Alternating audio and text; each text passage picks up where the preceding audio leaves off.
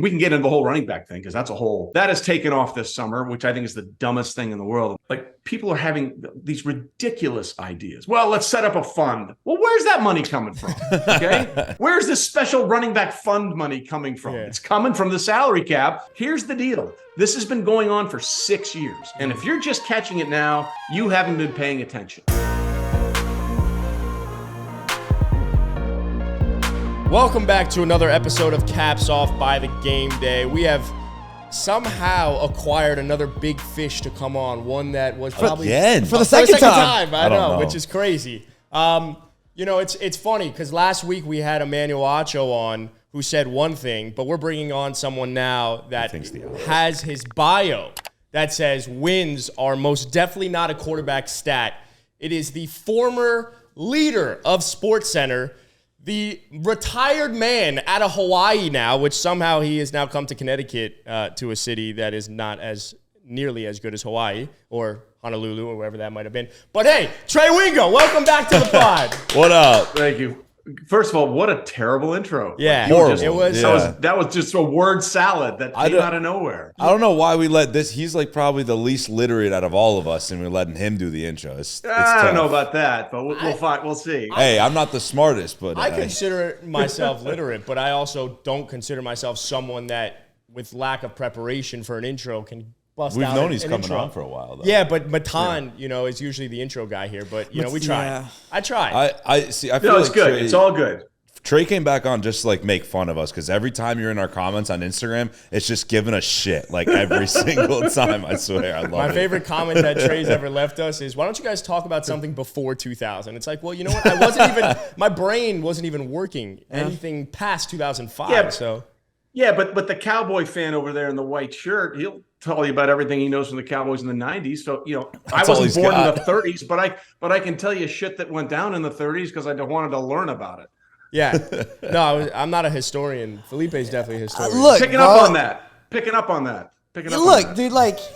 I definitely know the most, going far back. But yeah, you gotta want to do some research. Like, it's not just what you watch, but maybe look a little bit further back, Sure. The 90s, great era for the Cowboys. And the 49ers The 70s, as well. great era for the Cowboys. Great era for the Dolphins. You talk about Larry Zonka. I mean, it's the only era of Dolphins football I care about outside of the one that's going on right now. But hey, let's jump into it. So Trey, we had Emmanuel Acho on the podcast last week, and one of the biggest things he said, other than talking about Justin Herbert and Tua and the social media quarterback aspect, is that wins are most definitely a quarterback stat. Now, one of the big reasons he said that was, with them having the most influence on the game, they're touching the ball the most, it very much should be a quarterback stat. However, in your bio, you've always said wins are not a quarterback stat. Mm-hmm. So define why wins are not a quarterback stat according to Trey Wingo. Okay, tell me why Jalen Hurts lost the Super Bowl. Because player Patrick on the field. Mahomes is a better quarterback. But did Jalen Hurts lose that game? No. Nah, he didn't lose. So if wins, so here's what I'm saying. So if you're attributing wins as a quarterback stat, then when they don't win, it's a loss. What did Jalen Hurts do to lose that game? He did have that one fumble. I will say. He also threw for 300 plus yards. He had the most total yards, I think, combined in Super Bowl history. I'm all in on Jalen Hurts played better, but fine. If you want to do that one, let's go another one. Why did Josh Allen lose that divisional game to the Chiefs? Is that all with all the fumbles and everything? No. Oh, the 13 seconds one. Yeah, I agree with that one. But what about what about the game where he had 3 turnovers in the red zone? Yes, they can be a reason people win and lose. Right. But what did Josh Allen do to cause them to lose that game to the Chiefs? The answer is 0. Yeah. So why is it then a loss on his record? It's a loss on the special teams coach's record for screwing up the easiest thing in the world. Right. Okay. That loss by Jalen Hurts is on his resume. He didn't do anything wrong. Yes, he had the one fumble and that Nick Bolton returned, but I mean, he was the best player on the field. Right. So look, they have a great influence. But if the offensive lineman isn't blocking someone, which is allowing him to make those throws, then those throws aren't made. Wins are a team stat. They're not a quarterback stat. Much in the same way, a Hall of Fame career is not based on whether or not you have a Super Bowl ring, because a Super Bowl ring is a is the definition of something that the team achieved. And you can be one of the greatest players in the history of the game, Dan Marino, and not have a single Super Bowl ring. And he's still a first ballot Hall of Famer. It's not even a debate. He's one of the top 5 quarterbacks to ever play the game. Damn right he is. So I think to Acho's point, when he was obviously adamant about that, we brought up those games, and we brought up games where Brock Purdy loses in the playoffs, and it wasn't Brock Purdy's loss, right? I mean, he got hurt and still goes down as a loss and to him or whatever it may be. But his point is that when you look at the average, so for most quarterbacks, all the averages, at the end of the day, a quarterback like Tom Brady won a lot, and so we're gonna, consider that, look, other quarterbacks. Patrick Mahomes is winning a lot right now. Brock Purdy, Patrick Mahomes is winning a lot. So when you look at the averages, it kind of evens out to where the quarterbacks who win the most are actually some of the best overall. Because they're on the best teams. Yeah, sure. Okay, Yeah. look, I don't want to dunk on Acho because I've done that a lot, and I disagree with almost everything he says, and I think he's one of these guys that just throws things out there because all he wants is clicks and conversations. It's just my opinion. So I take this shit seriously. Yeah. Okay, I take it seriously. It matters to me. So if you're talk that talk, baby. Okay, give you an example. Let's take Tom Brady for example. Super Bowl 51. Yeah. Right. Let's talk about that for a second. What changed in that game that allowed the Patriots to win? I gotta go back. Yeah. What was the defining moment of that game? You guys remember? Was that the Philly special? No, was that the interception? No, that was it. They were down 28-12 with 8.5 minutes to go in the fourth quarter. It's a 3rd and 1. And for some reason, the Falcons call a 7-step drop, which to this day I'll never frickin' understand. Oh, yeah. That's so dumb. And it's a Hightower strip sack and fumble. The only reason that comeback exists is because of that strip sack and fumble by Hightower. Okay, that's it. If that doesn't happen, the Patriots don't win that game. The greatest comeback in the history of the Super Bowl doesn't exist. Right. So I'm not going to just shove away the most impactful play in the game just to give the win to Tom Brady, because if that play doesn't happen, the Patriots don't win the game. I remember that too. They were in field goal range, I believe, too, right? They could have kicked. Well, they were after that. Yes, they were after they had gotten it close. It was 28-20. Matt Ryan threw a ridiculous pass to Julio Jones on the sideline. He made this unbelievable catch. That catch was crazy. And then they got a sack and a holding penalty, and it kicked him out of field goal range. Right. Yeah, I mean, look, I'll be clear. When we had that conversation at the Super Bowl, it has now become a hot topic on this podcast where what you've said about quarterbacks and wins and it not being a quarterback stat has very much been the Bible of all the conversations. That's what I say to him all the time. Like, just because Trey Wingo says it doesn't mean it's the fucking Bible, does, though, buddy. because you said it and you articulated it well. I'm on that side. However, look, I've now made my Twitter bio, it's sometimes a win, sometimes a quarterback stat, only because Tua. Only. He's a Dolphins fan. I'm a Dolphins fan. But when it comes to Tua, I'll take it. But yeah, you've definitely. His face. He hated that. Yeah, you. Look. Here's the deal. Okay, at the end of the day, this football is the only true team sport there is. Yeah. Okay. Like, what is baseball? It's a confrontation between a pitcher and a batter, and everyone else is standing there waiting for something to happen. Right. Basketball, you can have 2 really good players, and that's enough. Yeah. In hockey or soccer, a goalie changes the entire equation. A really good goalie can win you games and help, or a really bad goalie, and either one of those things can lose you games. Football is the only sport where you've got to have 11 guys pulling together. And if everybody doesn't do their job unless you're Patrick frickin' Mahomes, and he's the outlier, I will concede that then you're not winning. You're not winning. Right. Yeah. That's I'll die on that hill. So I'll join you. Bring them all on. I'll join you. So all right. So let's talk about something we talk a lot about, which is Joe Burrow. Obviously, Joe Burrow is one of the biggest names in the NFL. Performs really well. You talked about last time you came on the podcast how clutch he is, but then we talk about, and the main argument for Joe Burrow, right, is the playoff wins. He's made it to a Super Bowl, all that kind of stuff. But then when you look at his playoff stats, they're terrible. They're terrible. And so if we're going terrible, they're not. See that now, that's an interesting discussion as well. Okay. First of all, in the playoffs, you're supposed to be playing the better team, so stats are going to be manipulated and looked at differently. Like, how many yards did Patrick Mahomes throw for in the Super Bowl win? Also, three something. No, 183 yards. 4 touchdowns. 100. He threw for 183 yards in that win over the Eagles. 183 yards. Okay. He didn't have the ball much, is what I'm trying to say. Yeah. Because the Eagles were doing such a great job of keeping it cramming it down the Chiefs' throats. So, and the reason I bring that about stats, like at the end of the day, stats can be manipulated a million different ways. But when you have an opportunity to make plays, do you make plays? And I think that the argument for Joe Burrow is that when he's given those opportunities, more often than not, he makes those plays.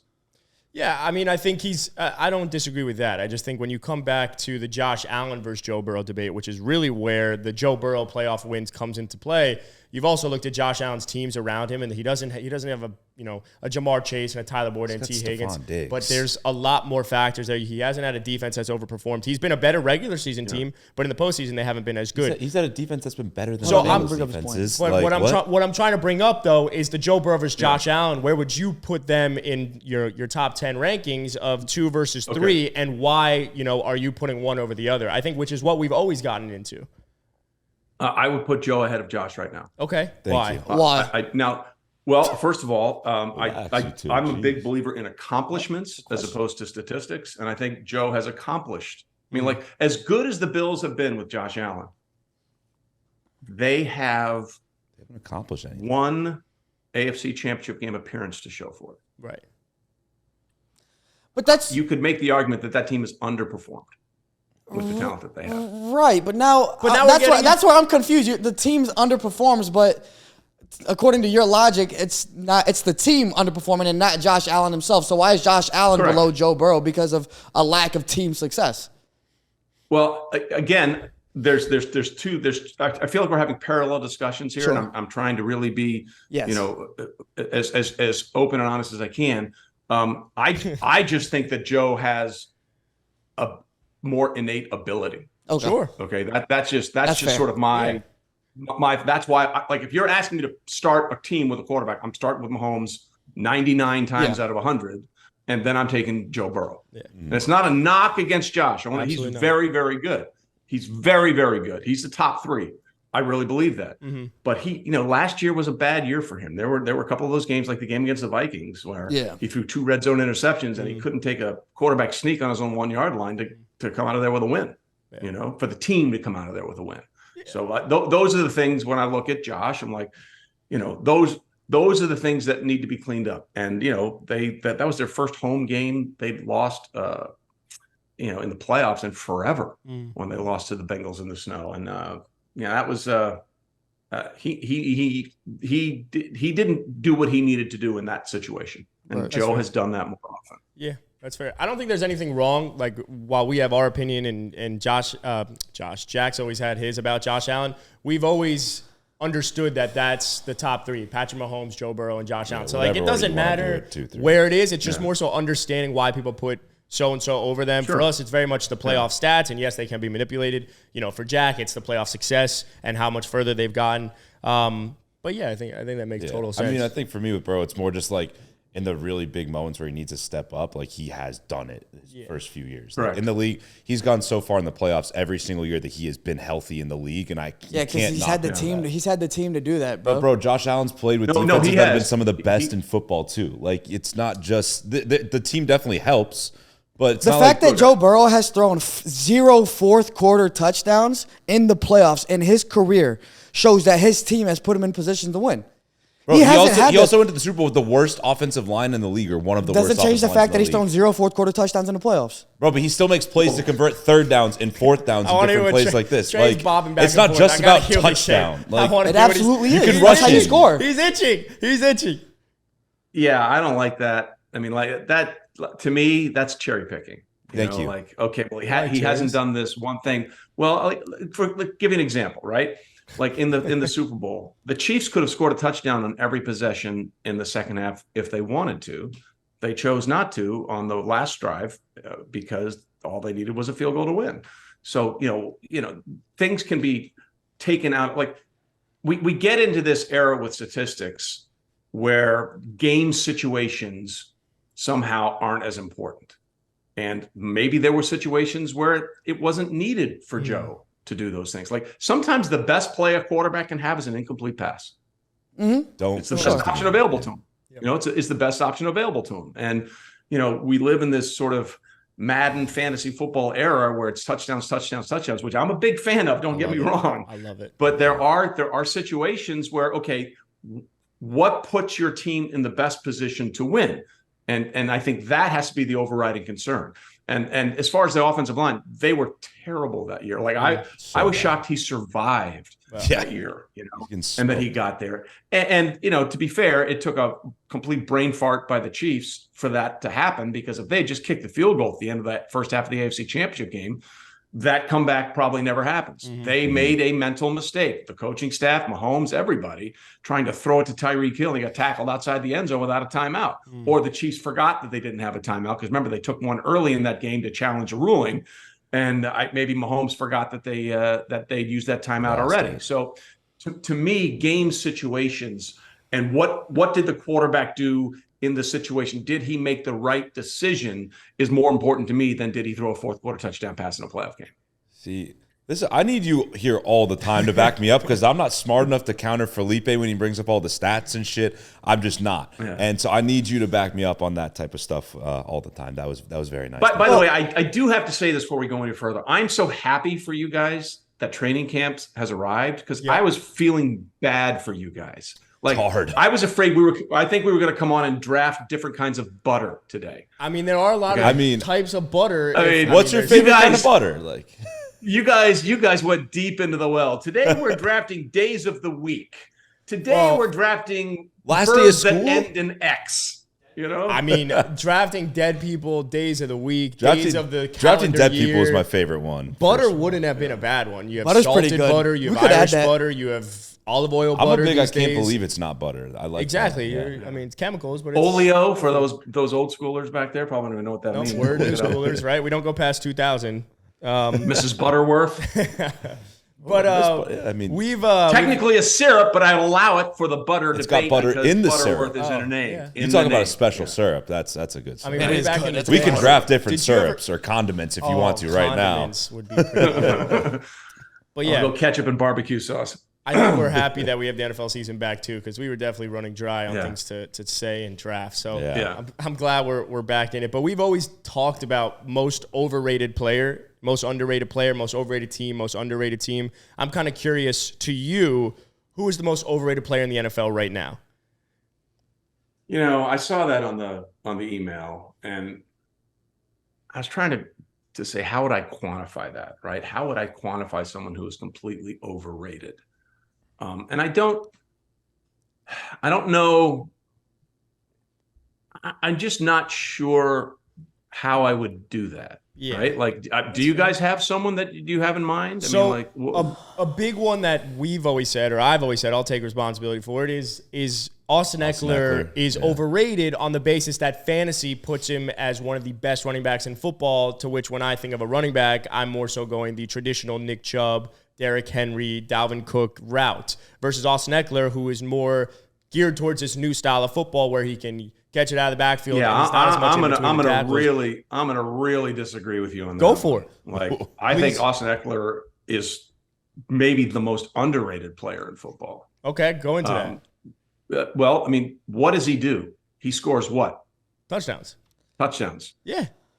I like running backs to score touchdowns. I agree with that, but I think again, the idea of overrated, underrated is just like, what's the public perception on them? I don't believe Austin Eckler is a top 3 running back in the NFL. Like, that's just my belief. Okay, and I get that. So who are your top 3 running backs in the NFL? My top 3 running backs in the NFL would probably be Nick Chubb, Derrick Henry, and then and Christian McCaffrey. Yeah, I was gonna forget. Yeah. So I think I love that. I was going to forget who my third favorite running back was. I would say that I would put Eckler in the Christian McCaffrey category, because he does so many things so well. Right. And that guy is yoked. By the way, he can run between the tackles. I mean, that was the knock against Christian McCaffrey. Oh, he can't run between the tackles. Yeah, he can. He absolutely can. I think that Eckler is very underappreciated. We can get into the whole running back thing, because that's a whole that has taken off this summer, which I think is the dumbest thing in the world. I'm like, guys, what have you been watching for the last 5 years? This isn't new. I think people are upset because Daniel Jones got more money than Saquon Barkley, which I understand. Saquon Barkley is clearly better at his job than Daniel Jones is at his job. But we all know it's a league where all the money goes to the quarterback. Now, we can debate whether or not that should be. Like right now, Patrick Mahomes is a steal with these new deals for Justin Herbert. Like he is a bargain basement quarterback, and he's the best player. Like once Burrow you're and gonna ask me Trevor the Lawrence list get of those contracts too, it's going to be ridiculous. Well, he'll get his, believe me, but he's very much in the Brady mindset. Like Brady never was like, I have to be the highest paid player. I always want to make sure I have enough to get enough people around me. And he'll get taken care of, I would imagine, very, very soon, maybe even before next season starts. But the idea of the running back, like people are having these ridiculous ideas. Well, let's set up a fund. Well, where's that money coming from? Okay, like where's this special running back fund money coming from? It's coming from the salary cap, from the owners and the general managers. Right. Here's the deal. This has been going on for 6 years. And if you're just catching it now, you haven't been paying attention. Okay. Look, I love Saquon Barkley. And oh, by the way, they had that big Zoom meeting, right? Well, we got to stick together as running backs. What did Saquon do? As soon as he got a little more money, boom, took it. So, the whole Zoom thing apparently was for nothing. Right. Because if they really cared about all this stuff and we were going to hang together, Saquon shouldn't take that deal. Yeah. But he did. And I have no problem with him taking that deal. Just don't tell me that you're upset about this and all this kind of stuff. And then they waggle a little money in front of you. You're like, yeah, I'm good. So, I mean, it is what it is. Okay. It's not changing. Like there are 5 positions that get paid in football: quarterback, protect the quarterback, sack the quarterback, catch the ball from the quarterback, and stop the receiver from catching the ball from the quarterback. Those are the 5 positions that get paid. Everyone else is scraps. They're nice scraps. I mean, he got $11 million for 1 year? It's nice scraps. Sure. But it's not quarterback money. It's not even left tackle money. It's not wide receiver money. It's not edge rusher money. It's not cornerback money. And it's never going to be that. And if you don't like it, don't play running back. What do you think of the notion, though, that, just like fashion, for example, old school always comes back, right? So, like, now we're seeing linebackers get smaller and smaller because they got to start playing out in open space and guard these slot receivers. But eventually, now, how do we beat those like small linebackers and small safeties? Burly. You start pounding them with the big running back, and then what you will see, natural evolution, is bigger running backs coming back into play, and then linebackers getting bigger, just kind of repeating history. You don't think that's going to happen? Well, I mean, I get why you would think that, but here's why that's never going to happen. The game's not going that way because the NFL wants less contact. They don't want more contact. Yeah, that's a good point. Sure. Listen, and this is why I say Emmitt Smith's record as a Cowboy fan, you should love this. Emmitt Smith's record is unattainable forever. He'll retire 100 years from now. Emmitt Smith will still have the record for the most rushing yards in NFL history. It's never. Look, Jerry Rice's records might not be broken, but they're more likely to be broken than Emmitt Smith's records. Just because of the way the game is played. And there's a reason we're doing all this with the kickoffs and all this kind of stuff and how we're manipulating all this, because they want to avoid that. And in the running back position, essentially, you are signing up for a car crash for 3 hours every Sunday. Yeah. Every Sunday. That's what you're signing up for that. And the wear and tear, like Derrick Henry is the outlier of all outliers. I think 1 year in high school he had 450. It's insane in high school. It's a ridiculous. I think it's a ridiculous thing, and I just don't think that that's going to come back because the NFL doesn't want it. Whether that's right or wrong or fair or unfair is irrelevant. That's what the NFL wants. They want passing. They want glitz. I mean, 75 of the top 100 rated television shows last year were NFL games. Mm-hmm. I mean, it's the surest thing in the world, and they've figured it out, and they've tapped into the Madden fantasy part of it to make it work. So I just don't think from a player perspective or from the league perspective that's ever going to come back. And look, as much as I love Saquon Barkley, his cause would have been a lot more strong if he hadn't been hurt for 2 of his 4 years. Right. That's the issue. I mean, look at McCaffrey. As soon as he got his big deal, I'm happy he got the money. The next 2 years, he was beat up. It's an inevitability. So if you're a manager, a general manager, or an owner, I see this as the inevitable outcome. And I see other ways where I can spend my money and it's much less likely that that's going to be the outcome. And that's where I'm putting my dollars. Well, that leads me, that was right into my question, which is like, if you were a GM, would you go out and pay a running back? Obviously, we talked about Austin Eckler, right? Austin Eckler's a guy that wants a deal as well, one of these top, but you wouldn't pay a running back is what you would say. my old colleague at ESPN, Mel Kiper Jr., Mel Kiper. used to say he would never draft a running back in the first round. I was like, oh, you're crazy. I think he's right. Yeah. I mean, he was honestly like let's just take the Chiefs, for example. It's clearly the most dominant franchise over the last 4 or 5 years, however you want to slice it. They've been to 3 of the last 4 Super Bowls, won 2 of them. The 3 best running backs for the Chiefs in that time frame were undrafted free agent Damian Williams, 3rd round pick Jerick McKinnon, who they pick up every year for pennies on the dollar because no one else is going to sign him, and 7th round running back Isaiah Pacheco. Now, you could argue because of Patrick Mahomes and the greatness and all this kind of stuff that it's easy for those running backs to thrive. Yeah, maybe. But look at what the Bengals did with Joe Mixon and Samaje Perine. Neither one of those guys were first-round picks, and they were very effective on the ground. You just have all these situations where you can find a guy outside the first round that can pretty much come close to what the production you would get by using a first-round pick. Look at what the 49ers have done the last 5 years with like Raheem Mostert, Jeff Wilson, all those guys that just pick and plug, and they've all been awesome. And as soon as they leave the Niners, they're nothing because that scheme and the run system. So you hate the Bijan Robinson pick. I was just gonna say that. Here's why I don't actually. I hate it for Bijan because he's never going to get the money he probably deserves. But I think that he's the kind of running back that I'm interested in and would even think about it because he is a dual threat guy. Like you were talking about, going back to the old school and all this kind of stuff. Well, that's not what he is at all. He's a playmaker in space. Yeah. And I like it for the Falcons because they don't know what their quarterback is in Desmond Ridder yet. Like this is the year we're going to find out. And they had done a really good job, in my opinion, of surrounding him with the talent that he needs to succeed. Whether it's Drake from last year, whether it's the tight end Pitts, now you have Cordell Patterson, and now you have Bijan Robinson. So if you have uncertainty or an unproven quantity or quality at quarterback, you need to do whatever you can to surround that guy with as much talent as possible. And I think the Falcons have done that. And whatever Desmond Ridder is going to be, we'll find out this year because he has the most weapons around him. Yeah, I also think I agree with you, you could find running backs later on, and we've seen a large enough sample size. But in the case of a Bijan or even Saquon, who might not be between the tackles and he's a home run guy, the way the contract is set up, like you could kind of get away with it for those first couple of years and then kind of draft another one or tag him if you must. But the idea of paying a running back into their second contract due to longevity, I think just kind of is something where the position, is becoming more devalued basically from the second contract. I think that's the understanding. Yeah. I mean, I love Bijan Robinson for the first 4 years of his career. And then I'm like, we'll see. Well, if he stays healthy for 4 or 5 years, he'll probably get a really good contract. Yeah. But again, those guys are few and far between. I'll say, like, if any of the running backs in football right now, do any of them in your mind deserve to get that second contract? I feel like there's like a couple unicorns that do, and that's about it. Yeah, I mean, I want them all to get them. Like, Austin Eckler, who was like, I want to be traded. I want to be traded because they're not going to redo my deal. All this kind of stuff. I'm like, well, who's trading for you? Yeah, who's trading for you? Well, you might if you're a GM. You love him. But my good friend Mark Schlereth always says, I'd like to. What's the phrasing? We talked about players and what they think of their value.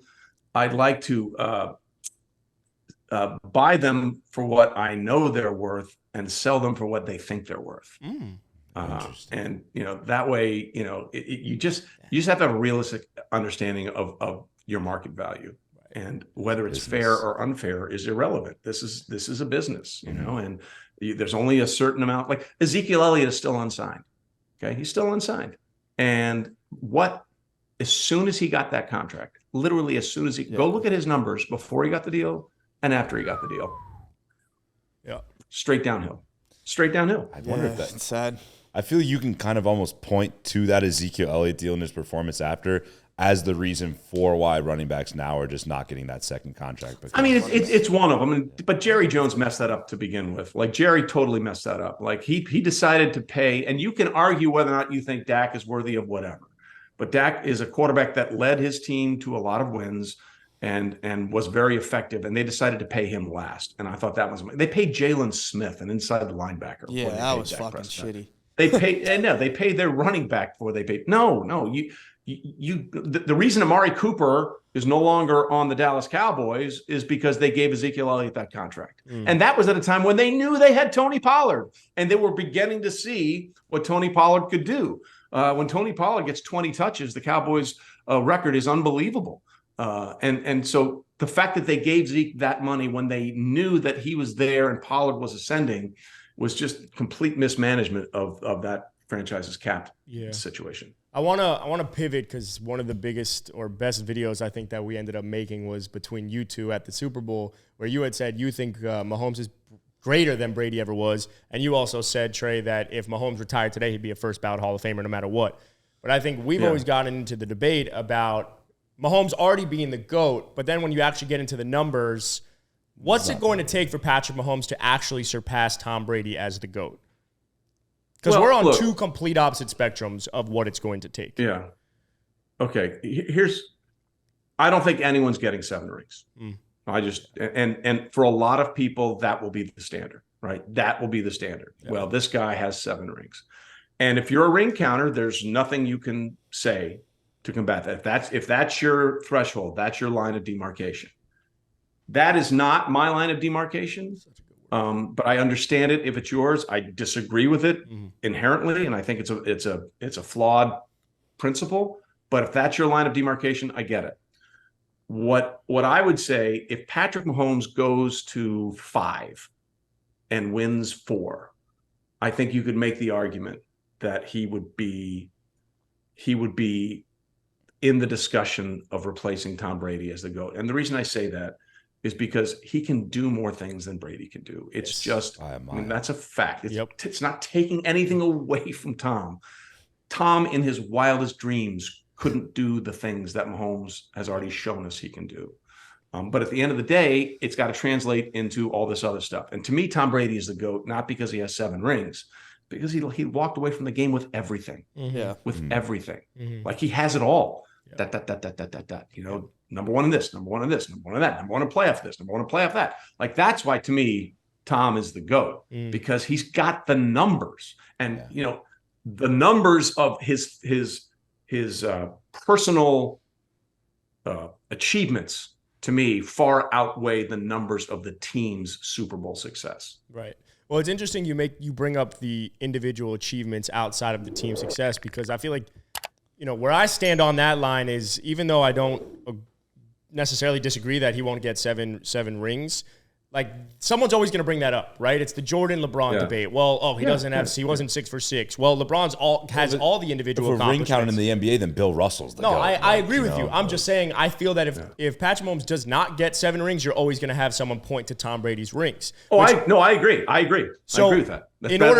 I think the undoubted GOAT, undisputed GOAT, he's going to need the 7. The problem is it's not likely, right? It's so hard. It's so hard. So I guess, because I think you've said 4, right? I think your number. Yeah, I also don't think he needs that to be the undisputed GOAT. Like, Jordan is consensus, right, for most people, unless you're talking to like a 90-year-old, better than Bill Russell.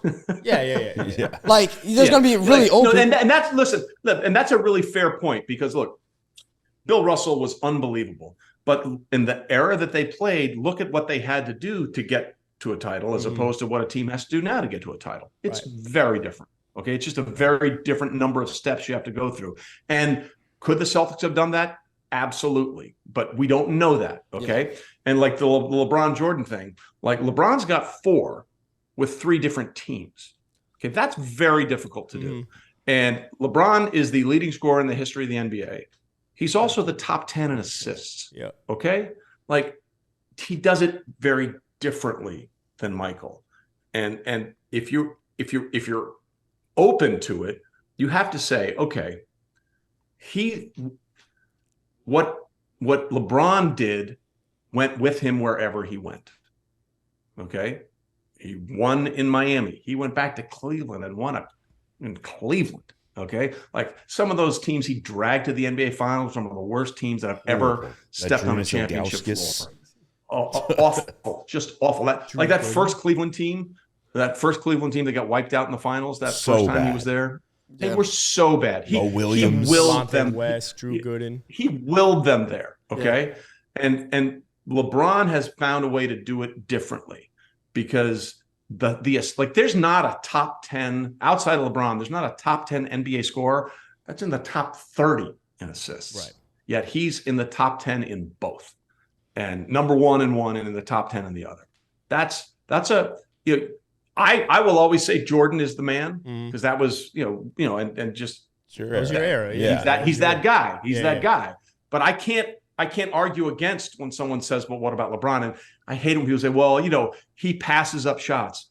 Okay, well, Steve Kerr hit a game winner, a championship for the Bulls because he got a pass from Michael Jordan. Yep. Paxson got a championship winner because he got the ball from Michael Jordan in that situation. So don't bring that up. That's ridiculous. So I guess then and we could move past this. If Mahomes has the individual accomplishments and 4 rings or even 3 rings, then he would be able to be the GOAT. I think you have to have 4. I think you have. I mean, to me, I think it has to be at least 4.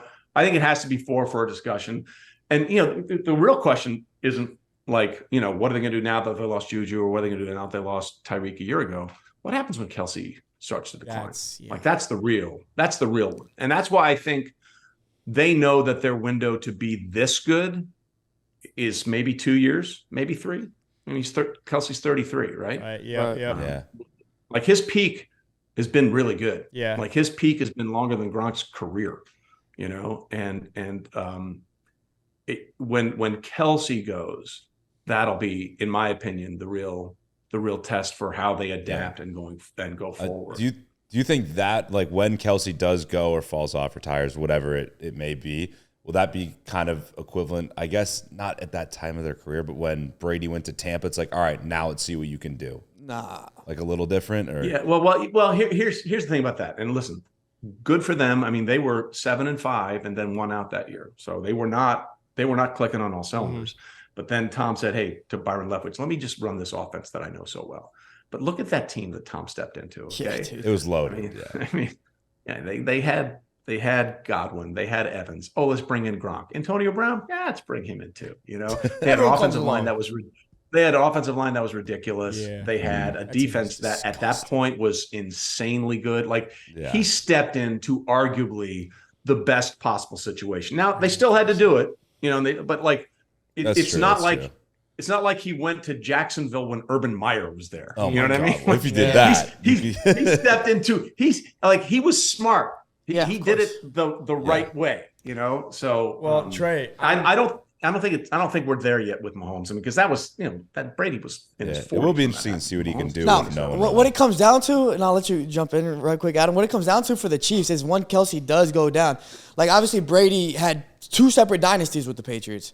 So I think it's more comparable to, like, after Brady won those first 3, he didn't win another one for a decade, it was almost right? 10 years. Yeah, it was a long time. So that is correct. The Chiefs are going to have to figure out, like, who's going to be the Gronk we bring in, which was really what revitalized Tom Brady's second half of his career and stuff like that. Hey, good take, bro. Thanks, dude. You're really right about that, and people forget about that. Like, they won Super Bowl 36, 38, and 39. And they didn't win another one until 49. Yeah, that's insane. I mean, think about that. That's crazy.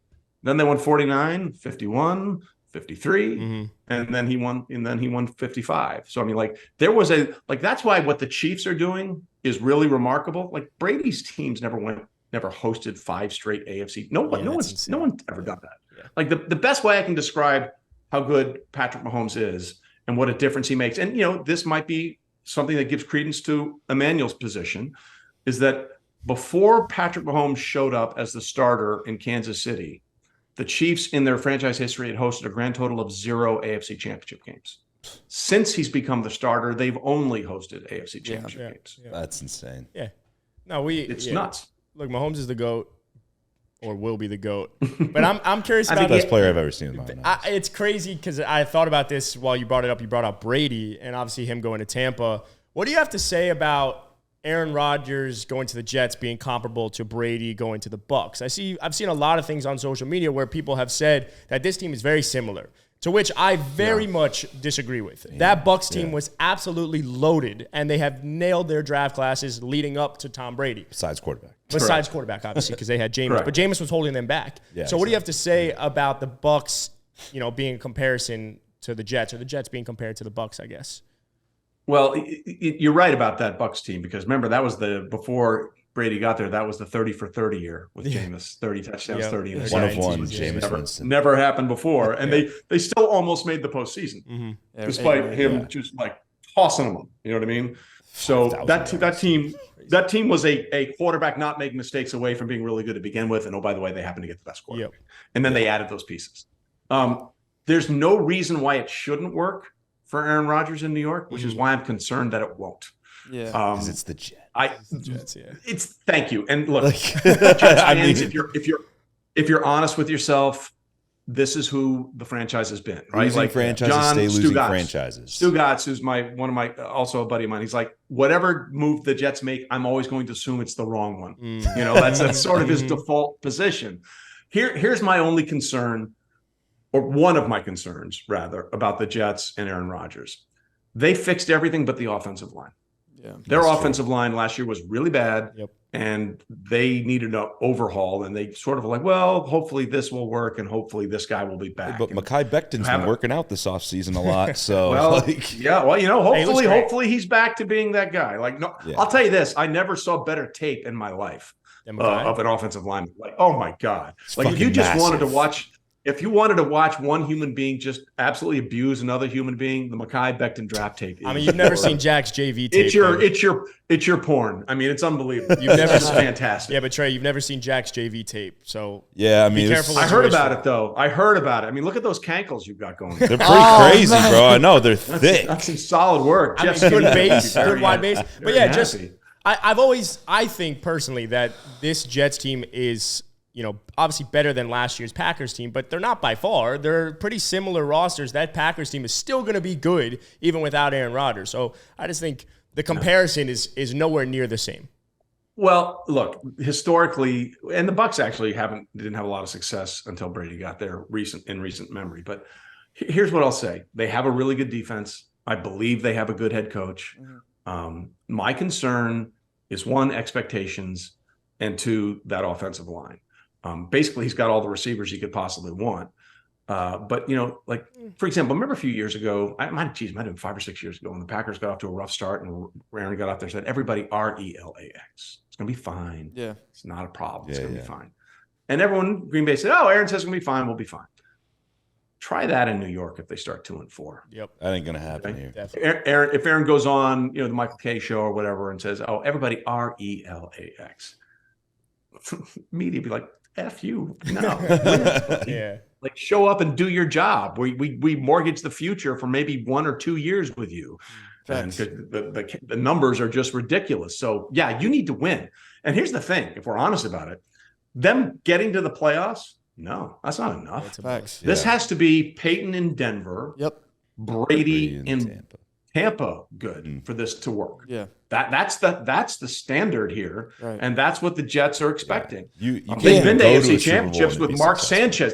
They went to 2 straight AFC championship games with Mark Sanchez as their quarterback. Yeah. Okay, they've done that. We need to do the other thing here, Sparky. We need to be in that final game, and most likely we need to win it. And if that doesn't happen, this will not have been deemed a success. I was going to say, I feel like if the Jets don't win a Super Bowl with Aaron Rodgers, it's a failure. Even if you just make the game and lose it, it's still a failure. I kind of agree. And I know that's harsh for a team that hasn't been there since Super Bowl 3.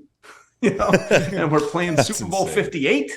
But that's the reason you do this. Is because you haven't been there since Super Bowl 3, and you need to figure out a way to do it. Yeah, but if he does it, then it's better than Brady in Tampa. It's better than Peyton in Denver. It's better than any of those that we've been comparing it to. If Aaron Rodgers and the Jets win it this year, it's more impressive than Brady to the Bucs, Peyton to absolutely, Denver. Because everything Trey said, all the obstacles, the media, everything, he's going to have to overcome a lot more. Yeah, and you even said it. He's not inheriting a team like Brady did in Tampa. So their schedule's tough. Their schedule's tough out of the gate. Yeah, they're playing in an absolutely loaded division. The Bucs in the NFC South, wasn't that crazy of a division. Trey, would you say it'd be the most impressive? If they won this year, would it be more impressive? The AFC East is a gauntlet this year. Yeah, and I mean, if Tua can stay on the field, and we all hope he can, the Patriots are the worst team in the division by a mile. By a mile. So I think it would be. Well, first of all, just look at the AFC. Let's start in the division. Okay, the AFC East is loaded. Okay, let's say they get the division. Okay, Bengals, then you're going to have to beat Joe Burrow or Patrick Mahomes or maybe both to get to the Super Bowl. Like Lamar Jackson is back. This is not a.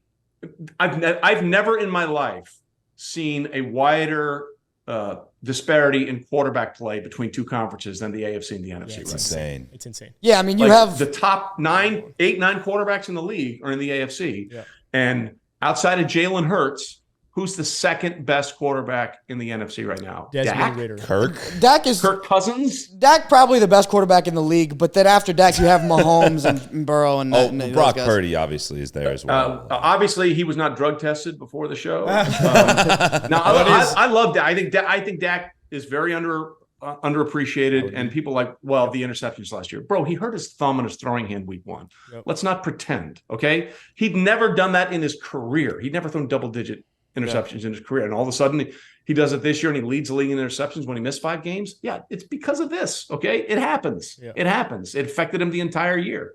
Well, I think, and it goes into a similar question that I'm going to ask because we do it with everyone. But even with Dak, everyone brings up the losing in the playoffs, and then obviously you look at Joe Burrow. Everyone brings up the wins. That's the reason they put him up. It makes no sense to me. I agree. I agree. I think Dak Prescott is the most underappreciated, underrated quarterback in the NFL, and it's strictly because he's the Dallas Cowboys quarterback. That's what happens though when you're the Dallas Cowboys. People love to hate him. You either love him or you hate him. Yep, exactly. But that brings me to our last question, which we've been asking everyone: is what is Trey Wingo's top 10 quarterbacks in the NFL?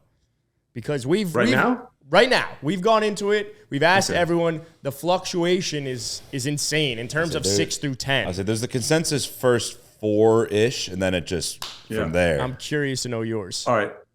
Mine are going to be a little unorthodox because number 1 is obviously Patrick Mahomes. Oh, shocker! No way. Number 2 is Patrick Mahomes on one leg. Oh, I like this one. That's good. We saw it in the playoffs. Yeah. Thank you. Number 3 would be, real quickly, let's just go back to that AFC Championship game, okay? Who was it? Boyd got hurt in that game, right? Yeah, Tyler Boyd. Tyler Boyd got hurt. He said, my injury was the reason we didn't. Bro, Patrick Mahomes was throwing to guys I'd never heard of. Juju went out. Kadarius Toney went out. Mecole Hardman went out. He threw a third down conversion for a first down to a guy named Marcus Kemp. I didn't know Marcus Kemp existed. Until he caught that pass. I don't know what for a first down.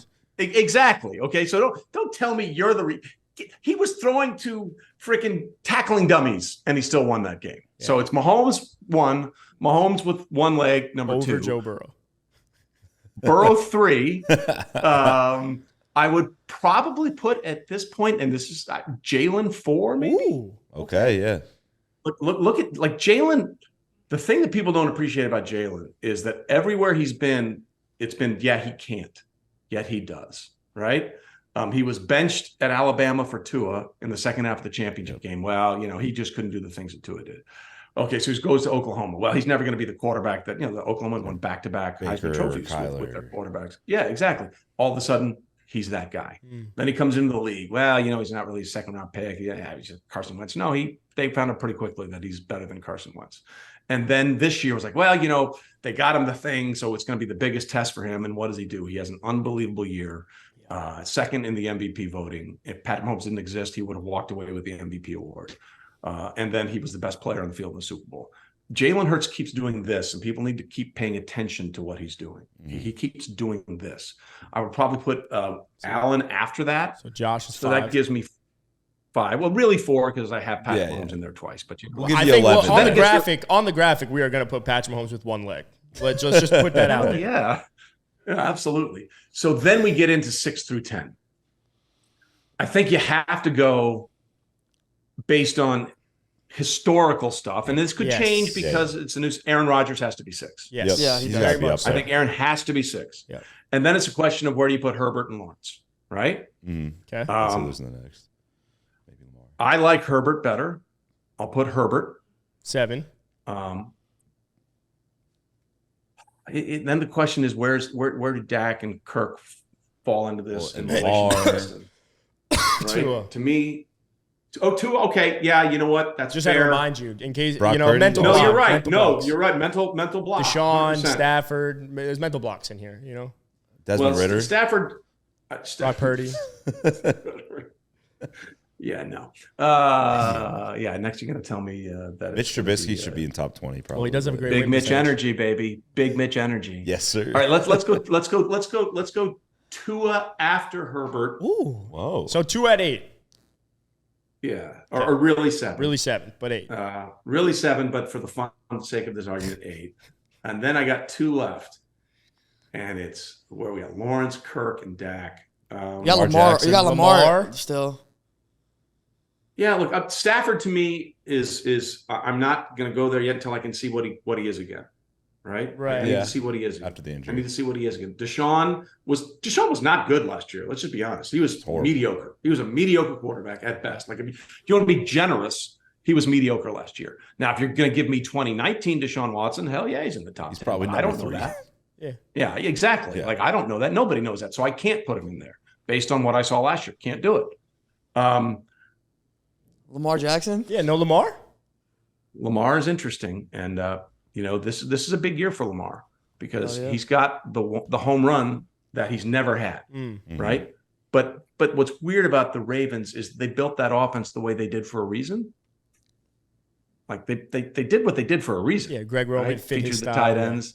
Yeah. So, I mean, like, okay, now what are we going to do with the new OC and Monken? Gosh. By the way, Trey, you look great. It looks like you've been working out a lot. Yeah, thank you very much. Try and stay active, bro. People say golf's not a sport. All right, you got man, but I 8. don't know. You got 8 right now. You got Herbert. And I know. So it's basically it's Lamar, Trevor, Kirk, and Dak. Yeah. I got 4 for 2, right? Yeah. I got 4 for 2. I have to believe Dak's going to be better. I'm going to put Dak at 10. Okay. Okay. I'm going to put Dak at 10. So now it's 9. And is it Lawrence, Kirk, or Lamar? Wow. It's tricky. Gosh. Wow.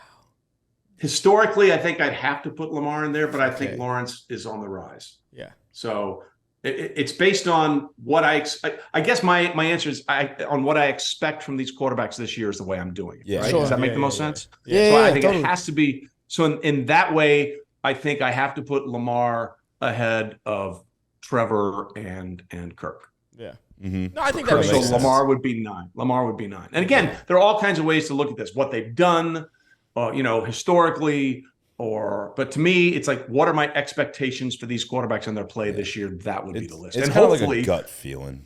and hopefully, number 2 doesn't show up at all. Yeah. I was going to say, well, then legit. you might We be don't able to want have that guy to show up. We don't at need all. that. You Now, might be every able to other get an team in the asterisk. AFC probably wants him to show up, but we don't want that guy to show up at all. Yeah, well, we can maybe throw in like a little asterisk or like a little honorable mention. Trevor Lawrence 11. Correct. Yeah. Exactly. Trevor We're Lawrence gonna need real 10. Trevor Lawrence actual 10. Yeah. Right. Yeah. Well, That's this was And the this thing was with fun. Kirk, I'm sorry. I love Kirk, but like Very likable guy on quarterback. the playoff loss to the Giants to me was the summation of Kirk's career. Yeah, seriously, man. Fourth and whatever, and you throw it 6 yards short. Yep. Yeah. Tough. I'd much rather. You don't He, like he that. said, this guy was. This guy was. You watch the quarterback series, right? Yeah. Netflix? Well, the episode was. Have you gone through it all yet? not the full. No. Almost. Okay, well, spoilers, but in one episode they deal with the playoff loss, and he said, well, this guy was covered. Yeah, but that's where you got to throw it. Yeah. Like Yeah. in that situation, if it's an interception, play. who cares? Who cares? Because it's 4th down. On 4th down, the last thing I want is to throw it short. Like that's the last thing I want to a guy that, and TJ had I can't remember who the defender for the Giants was. He was right there. Like he was going nowhere. Even if it's intercepted or tipped or knocked down, whatever, push it where your guy can try and make a play and get the first down. That to Especially me when is you the got summation of Justin career. Jefferson, just throw it to him, see what happens. Just throw it up. 4th and whatever it was against the Bills. He That's was what I was just threw saying. it out I was there going to with say one he did it friggin' against the hand. Bills, but on the Yeah. playoffs, like what I loved about the Rams when they won the Super Bowl a couple years ago, the Bengals were clearly not letting Cooper Kupp open, and Matthew Stafford was like, "Fuck it, I'm going to throw it to Cooper Kupp, and he's going to catch it," and that's Just how as they a won star. that game. That's how they won that game. So in that situation, I don't care how covered Justin Jefferson is. That's where the ball's going. Mm-hmm. That's where the ball's going. Unless Felipe is playing DB, I mean, you don't want to throw it on you. It's a good point. Felipe, you got mad skills? Yeah, man, not bad. Kyler's tape. He's on Kyler Murray's high school tape. Yeah. He made a great attempt at a tackle. Kyler Murray burned the fuck out of me, but hey, he was fast. So what high school?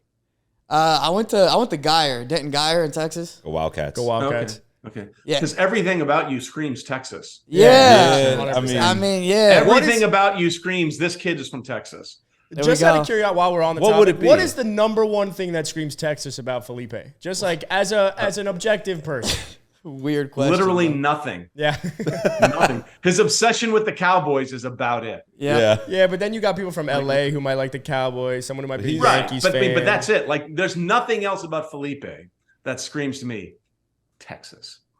So what would I guess? What should I come in a Cowboys hat or something like that? You should, yeah. Like maybe some like overalls. You give off such a New York vibe, bro. Yeah, that's a good point. You should get some boots with like Spurs on them or something like that. You've just become too big time. You've gone too long living in New York. I've been in New York for too long, bro. It's been like it's been like 7 years or some shit. Yeah, Hofstra. It's okay. Hey, you're still great though. You're still Hofstra strong. Let's go. Go Pride, baby. Well, this was fun, Trey. Wayne Corbett, man. I'm glad we were able to get you back on the pod. Obviously, you've been in Hawaii for the last like 5 years. We haven't seen you, we haven't heard from you, but we've seen your comment. So we appreciate you coming on. We're out there. No, you guys are fun. You guys are really fun, and I love what you're doing. But just things happen before you were born. It's okay to know. No, I don't think things happen. I don't know. It's tough. I'll listen to the Niners. I'm gonna convince them to start looking at some tape before 1999, and we'll be good. I'm gonna throw out some names like Mel Renfro. Oh, I love Mel Renfro. Yeah, Hunter Renfro's cousin, of course. Yes. Dick Night Train Lane. Yeah, I know that. Lane. We did know that one, but we didn't draft him. And Lester and Butter. Absolutely. Hey, what about a little George Blanda? Lester Hayes, Mike Haynes. Mike Haynes. Sure. I mean, one of the greatest of all time. You love my favorite old name is Famers. So I'm not throwing around George Blanda, the quarterback / kicker for the Raiders. People forget. Yes, these were all people that are in the Hall of Fame at these positions. Jim Thorpe, definitely the greatest ever, though. I mean, greatest lacrosse player, actually. He's a better lacrosse player than he was a football player. Who doesn't know that? Jim Brown. Sorry. Yeah, I mean, and then you think about Larry Zonka, the pioneer of the fullback position, right? The pioneer of just pioneers. Well, the thing about Zonka, he had the little nose guard that came down right here. Look at his helmet, had a little nose guard right here. It's very cool. I love me some Zonka. But we got to wrap up. But we have to wrap up, Trey. Appreciate you. Well, hopefully we can connect when the NFL season comes back around and debunk more Austin Eckler overrated theories. But thanks again. But by the way, why is it the Caps Off podcast when both of you guys are wearing caps? It doesn't make sense. I'll be honest, it's a terrible name. When we first started it. No, it's a really good name. Like, it's catchy. It's Thank not you. like, hey, 3 guys and a pizza. You guys, it's Caps Off. It rolls right off the tongue. I like it. We were thinking about a rebrand. I think we might have to go 3 guys and a pizza. It fits New York City for sure. Well, there was a better name at play, but I don't think it would play. So, quickly, what do you think of the name Ass Talk? Because we talk out of our ass. Huh? Listen. But see, I don't think you need to say that because everybody knows that. Exactly. Yeah. So it just played into the MO. You listen to one clip we got, they're like, these motherfuckers don't know what they're talking about. No, you guys have kept me very entertained this. Appreciate it. We'll connect as the NFL season comes back along, and we'll do a butter draft. But thanks again. You got it, guys. Anytime. Thanks, Trey. Bye. What was your favorite thing from the Trey Wingo episode? I mean, he dropped a ton of knowledge. He didn't even put Trevor Lawrence in his top 10. So let us know in the comments what your favorite take was. Also, we're almost at 10,000 subs. I beg you, share with your friends. Jack's going to get an ass tat. Everyone wants to see the ass tat. So please, if you want any betting advice or betting promos, make sure to go to thegameday.com. You're going to find it all.